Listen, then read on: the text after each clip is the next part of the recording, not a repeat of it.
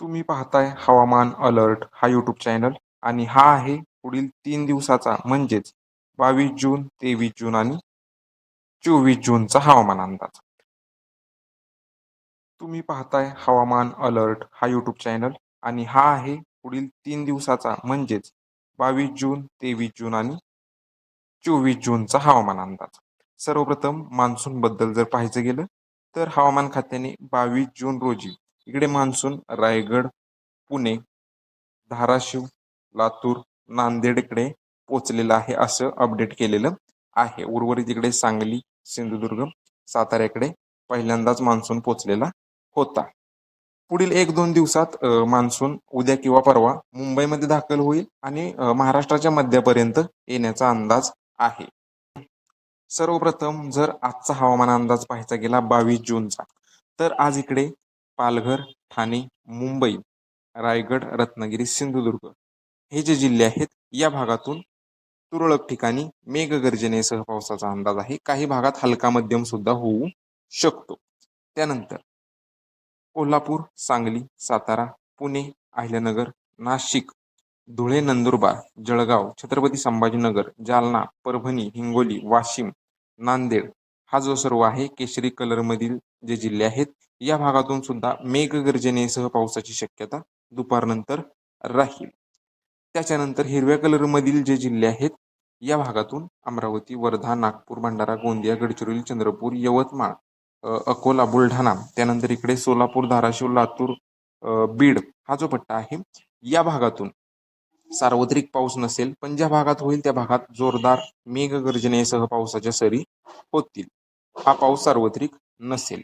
त्यानंतर 23 जूनला पालघर, ठाणे, मुंबई, रायगड, रत्नागिरी, सिंधुदुर्ग मेघगर्जनेसह पावसाचा अंदाज राहील. जोरदार पावसाच्या सरी पडतील. काही भागात हलका मध्यम होईल.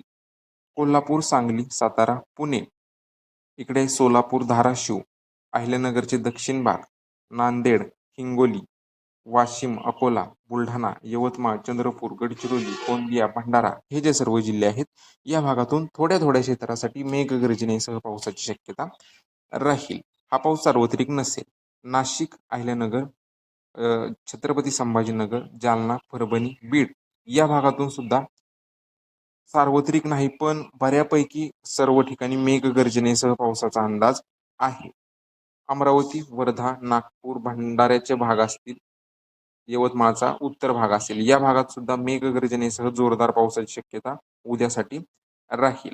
जळगाव, धुळे, नंदुरबार स्थानिक ढगनिर्मिती झाली तर या भागात सुद्धा तुरळक ठिकाणी मेघगर्जनेसह पावसाचा अंदाज आहे.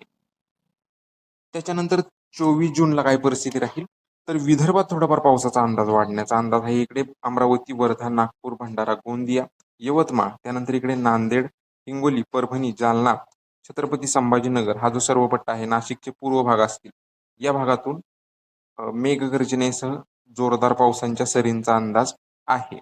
तसेच पालघर पासून सिंधुदुर्ग पर्यंत जोरदार पावसाच्या सरी सकाळच्या वेळी, दुपारच्या वेळी आणि संध्याकाळच्या वेळी सक्रिय राहतील. यानंतर सोलापूर, धाराशिव, लातूर, बीड, नाशिकचे राहिलेले भाग, चंद्रपूर, गडचिरोली या भागात सुद्धा अधूनमधून दुपारनंतर मेघगर्जनेसह पावसाची शक्यता राहील. सांगली, कोल्हापूर, सातारा, पुणे, अहिल्यानगर, इकडे नंदुरबार, धुळे, जळगाव, बुलढाणा, अकोला या भागातून दुपारनंतर स्थानिक ढग निर्मिती होऊन तुरळक ठिकाणी पावसाचा अंदाज राहील. हा पाऊस सार्वत्रिक नसेल पण ज्या भागात होईल त्या भागात जोरदार पावसाच्या सरी होतील. एकूणच काय तर 22 जून, 23 जून आणि 24 जून राज्यात बऱ्यापैकी मागाशी सांगितल्याप्रमाणे पावसाचा अंदाज राहील. काही भागात हा पाऊस सार्वत्रिक असेल, काही भाग कोरडे सुद्धा राहू शकतात. असं काही नाही की सगळीकडेच पाऊस होईल. कोकण किनारपट्टी असेल, पश्चिम महाराष्ट्र असेल या जिल्ह्यातून बऱ्यापैकी पावसाचा अंदाज आहे. उद्या विदर्भात मागाशी सांगितल्याप्रमाणे त्या जिल्ह्यातून पाऊस पडेल, पण बऱ्यापैकी काही भागात सार्वत्रिक, काही भाग कोरडे सुद्धा राहू शकतात. काही भागात हलका मध्यम पावसाचा अंदाज आहे. तर आपल्या चॅनलला सबस्क्राईब करा. व्हिडिओ आवडला असेल तर लाईक करा आणि शेतकरी मित्रांना व्हिडिओ नक्की पाठवा. धन्यवाद.